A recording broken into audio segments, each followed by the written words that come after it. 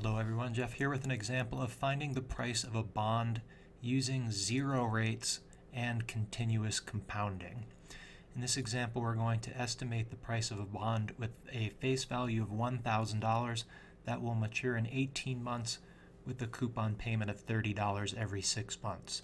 So ordinarily in an introductory finance course, when you're finding the price of a bond, you learn that a price of a bond is the present value of all of the future cash flows from the bond, the interest payments and the face value at maturity. Normally, you use one interest rate to discount all of the values to present value, and you also usually discount it using semi-annual compounding or even sometimes annual compounding. Here we are going to use zero rates for each time period instead of assuming that you have one interest rate over the whole period that you can use to discount all of the cash flows. So you would be given zero rates, and as a reminder of what this means, it only means that an investment that begins now and ends in 6 months has an interest rate of 4%. An investment that starts now and lasts for 12 months has an interest rate of 4.5%, and so on.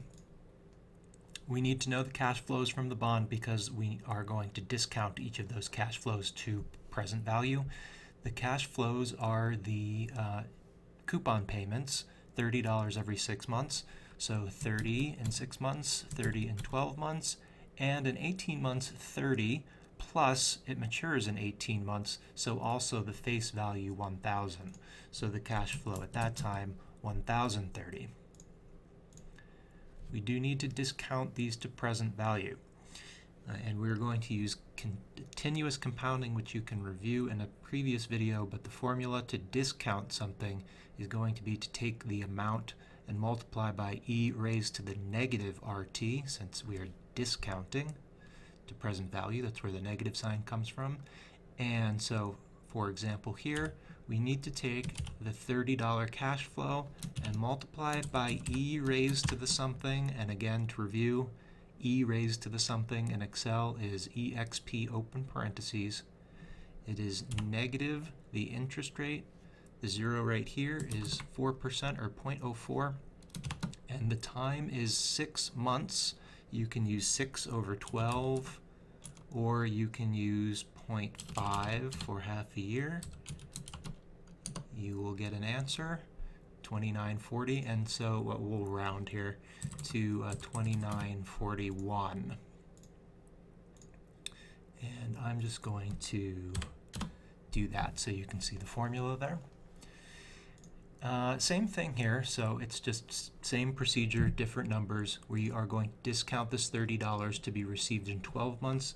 That is equal to 30 times e raised to the interest rate, which for a 12-month investment is 4.5%, and multiplied by the time, 12 months is 12 over 12, or 1. That's going to give us 2868 about. Make that a dollar amount, and I'll mark this so you can see the equation that was used. Notice again the cash flow is 30, but the present value is less because we're discounting it.